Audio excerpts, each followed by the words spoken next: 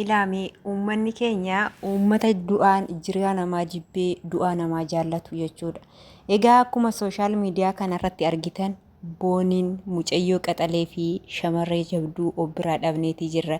Innis kaleessa dheengadda ji'oota darbeen dura gaa'ila ishii raawwattee haala gaariidhaan bu'aa bayii hedduu keessa jiraattee har'a geessee har'a garuu immoo jireenya gaa'ilaatti galtee edda waan hundumtuu gaarii ta'ee fi lubbuu ishii obballeessite. Yaa uummata keenya, yaa uummata Oromoo, inni jiraa namaa jibbitee du'aa namaa jaallattu kun nama meeqan kan asiifachiin immoojii boo'ichaa ergitee asiifachiidhaan wayyoo boonii jette kaleessa gaafa isheen imimmaan dhangalaastee maaloo nadhiisaa Oromoo koo jiraachuun barbaada isiniin jettu garuu isin dhageettii irraa dhabdaniiti kan akkasitti ishee dararaatii turtan bareeduma ishiitiin atiin bushooftaa ati maalidha jettanii maqaan isheerra hin geenye hin jiru. Har'a garuu kinoo reeffa ishiitiif akkasitti namni isheen beeknes ishee beekus u'uu jedha miidiyaarraan nagaa sin gaafachuun daganne nagaa fi jaalalli waaqayyoo haala bakka jirtanitti isiniif haa baay'atu. Maatii koo hundi keessanuu akkuma jalqaba argitan obboleetti keenya boonii jabduu fi qaxalee seenaa ishii kaleessaa keessaa wanti baay'ee nama rakkisuu fi baay'ee nama gaddisiisu laphee namaa cabsu shamarree boru ola deemtee kaleessa bakkeerra bulaa suusii garaagaraa keessaa baatee lakki jireenyi suni nan barbaachisu jireenya haaraa waan jiraadha jettee jireenya ishii isa kaleessa xuraawaa darbe sana laphee ishii kara waaqayyootti deebistee waaqayyoon gaabbii galtee waaqayyoon kadhattee guyyaa har'aa geesseetii jirti. Egaa booniin kaleessa sa'aatii 3 keessa osoo hin guutin lubbuu ishee of dabarsite jechuudha. Ani dhugaa natti hin fakkaanne ture sobasse. Boonii koo qaxalee koo jabduu koo too jennee ishii faarsinu warroonni immoo ishii jibbitan akkasuma bushooftitti maal jettanii maali dhaloonni akkanaa har'a garuu mucayyoon kun carraa ishii hin jiraattan jireenya ishii hin jiraattan hundi keessanuu jireenya dhuunfaa ofii jiraata malee jireenya dhala namaa namni jiraatu hin jiru. Har'a mucattii qaxalee jabduu kana eessatti baati jedhanii kan hin eegne ani kan gaaffii natti ta'e qoyi namni rakkina namaa namaaf hin hubatu erga abbaa manaa ta'anii mana tokko keessa jiraatanii rakkoo haati manaa isaa qabdu san tenshinii haati manaasaa keessa jirtu sana maaliif hubachuutii danda'u dhiironni keenya jechuudha. Erga waliin jiraatanii erga mana tokko keessa galanii siree tokkorra ciisanii haala haati manaasaa jechuun haadha manaasaati hiriyaasaati obboleettiisaati waan hunda isaati jechuudha. Gaafa namni tokko mana warra ofiitii bahee abbaa manaa eenyu jedhu ishee dubaraa soo ta'aate akka abbaatti akka abbaa manaatti akka obboleessaatti akka waan hundaatti abbaa manaa isheetti kan laaltu jechuudha. Wal hubachuun wal to'achuun asirratti baay'ee barbaachisaadha. Maaliif taananii jireenyi boonii har'a boonii of jalaa dhabneera. Shamarran keessaa kan baay'ee tokko natti dhagahamee kaleessa viidiyoo ishii jala deemanii anis abdii kutadhe bakka erga booniitii anis abdii kutadhe jireenya kee irratti abdiin kutin. Wanti abdii si kutachiisu gaafa jireenya abdii kutte iyyoo bikkoo seenaan iyyoo maaliif macaafa qulqulluu irratti barreeffame akka irraa barannuuf amantaa kam keessattuu immoo lubbuu waaqayyoo uumee waaqayyotu galaafata waan ta'eef harka keessaniin of hin ajjeesinaa jedha. Macaafa kam keessattuu dubbisaa lubbuun keessan gaafa lubbuu keessan of baaftan baqa gaabbiirree hin galtanii jireenya bara baraa gubachaatii jiraattu jedhaniiti kan nu barsiisan yeroo hundumaa jechuudha. Kanaafuu obsa qabaachuun barbaachisaadha. Obboleewwan keenya qaxalee eessatti ba'an jennu dhabneetii jirra jechuudha.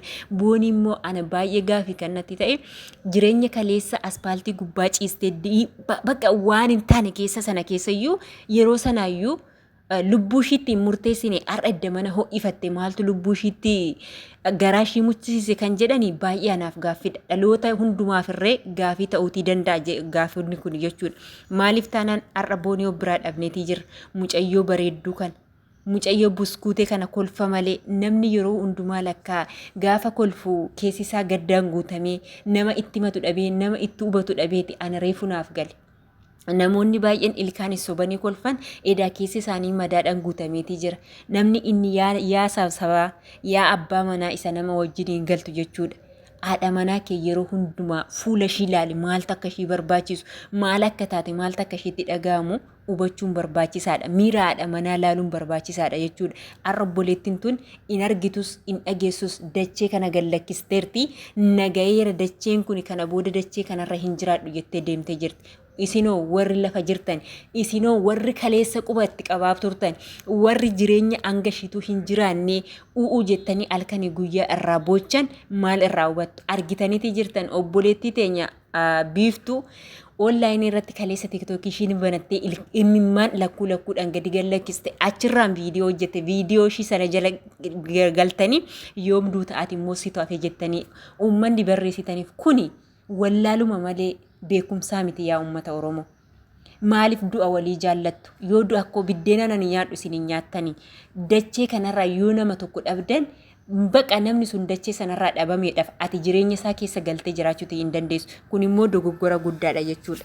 Maaliif taanaan har'a mucattii kana ani guyyaa gaafa tokko abjuu kootinuyyuu lubbuu ishii irratti tarkaaffii fudhatti otuma qormaanni hanga barbaadeyyuu ishee mu'ate ishii mudateeyyuu lubbuu isheetti irratti cirraashuma lubbuu ishii hin balleessitu jedhee tana mana maaliif taanaan shamarree cimtuu fi shamarree baay'ee goobazii wanta turte waanan itti amanamummaa guddaa qabuuf wantan kaleessa daandirratti raftee aspaaltii gubbaa suusii garaagaraatiin qabamtee suusii sana keessa iyyuu baatee iddoo kana dhaabbatteetii jirti. Har'a nama taatee dhaabbatteetii jirti.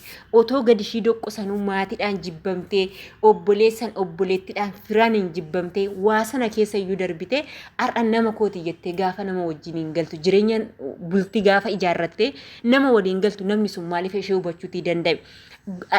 Mana keessa tokko keessa osoo namni jiraatu fiilingii haadha manaasa sana maaliif wallaal maaliif simmeete isheen keessa jirtu sana maaliif hubachuuti wallaal.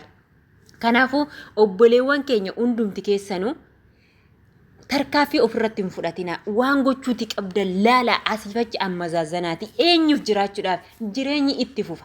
Jireenyi ilma namaa kun yoo lubbuu of balleessite wanti ati argattu hin jiru. Shamarran keenya kana booda abdii kunne jettanii viidiyoo jalatti koomentii barreessitan maaliif abdii kuttu?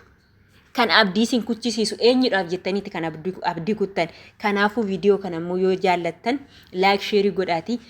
Ijoollota akkasii shamarran gola namaa keessatti biyya ofii keessatti abdii muratanii of ajjeesuudhaaf jedhan nama takka nama lama baraaruutii dandeessu. Kanaaf jireenya kam keessattuu qormaanni isinitti dhufuyyuu murtii du'aa ofirratti hin laatinaan isiniin jedha.